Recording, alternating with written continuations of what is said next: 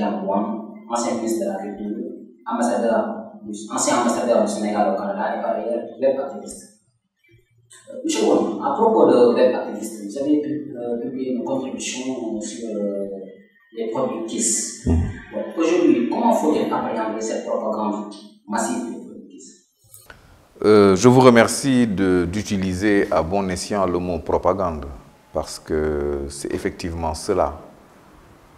Il ne s'agit pas d'une campagne de communication sur les risques liés aux maladies sexuellement transmissibles. Comme on en a connu par le passé, il y a eu, il y a quelques années, une campagne qui s'intitulait Protect. Dans le mot Protect, on voyait déjà le mot protection. Ce qui était mis en avant, c'était une politique de santé publique tendant à informer les jeunes et les moins jeunes des risques liés à une sexualité débridée. Ici, nous avons une campagne agressive destinée à promouvoir la fornication et à promouvoir la luxure, surtout chez les jeunes gens, en les attirant par des goûts parfumés et épicés. Cette campagne repose sur la promotion de préservatifs qui n'ont pas comme seule fonction de préserver, mais qui ont surtout comme fonction de promouvoir le bon goût, notamment la banane, la fraise, etc., pour inciter les jeunes à avoir des activités sexuelles précoces. Cela va à l'encontre de nos valeurs culturelles et de civilisation. Cela va à l'encontre des mœurs connues des Sénégalais, malgré que certains puissent croire que le Sénégal s'arrête au Sénégal médiatique, qui chante et qui danse et qui remue les fesses. Absolument, et justement pour revenir là-dessus, certaines opinions disent qu'il y a anguille sous roche, dans la mesure où il ne se limite pas seulement à vouloir protéger contre les maladies sexuellement transmissibles, mais aussi à limiter les naissances. Dans ce cas précis, vous savez, il y a plusieurs stratégies qui se confondent en une. Mais quand on enquête un peu et qu'on regarde quelles sont les institutions et les fondations qui sont derrière KISS et derrière la société, l'organisation non gouvernementale américaine qui est derrière cette campagne, on voit aussi les politiques de limitation des naissances, notamment dans les pays pauvres. Ça nous amène à la problématique posée d'ailleurs par le système des Nations Unies quant au concept de dividende démographique.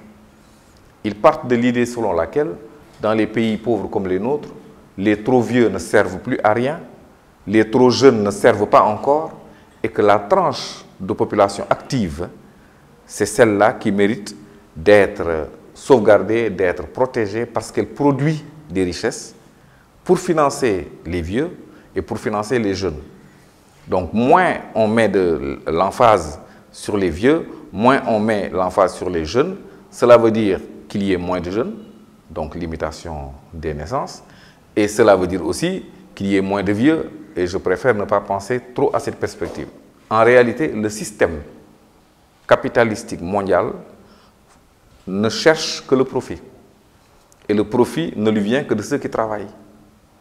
Et leur logique est qu'il faut protéger, promouvoir, cajoler ceux qui travaillent au détriment des autres, ce qui n'est pas notre projet de civilisation et notre projet de vie. Les États-Unis d'Amérique, où résident la plupart des fondations qui font la promotion de ces limitations de naissance, oublient aussi de nous dire que ces fondations sont derrière la plupart des projets de guerre et de financement de l'industrie de l'armement. Si aujourd'hui on prenait toutes les sommes destinées aux industries de l'armement, il n'y aurait plus de pauvres sur Terre.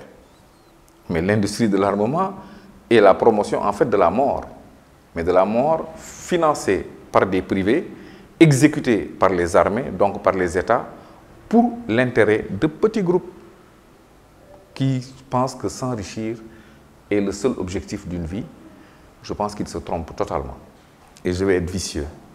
Quand on arrive à mettre un goût de mangue ou de banane dans un préservatif, on peut y mettre aussi les germes de l'impuissance. Moi, quand je parle, je dis des choses clairement. Quand on vous fait chausser des choses qui peuvent avoir un goût, on peut vous faire chausser des choses qui ont des maladies.